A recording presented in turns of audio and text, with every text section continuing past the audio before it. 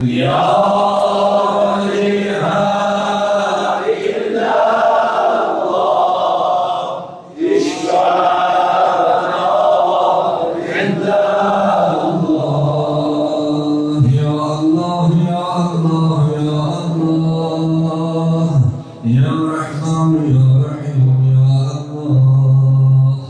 İlahi perverdigara ağladım ya için mevcin olduk. Bu gözyaşlarını rüyasız ihlasla bizden kabul eyle. İlahi dergahı açılan ellerimizin alın sinemize kaytarma. İlahi bu gecenin bağışlanan kullarından bizleri karar eyle. İlahi günahlarımızı bağışlamamış bizi dünyadan afırma. Kalbimizden ki çürümeti, şeytaneti, vesveseni kenar eyle.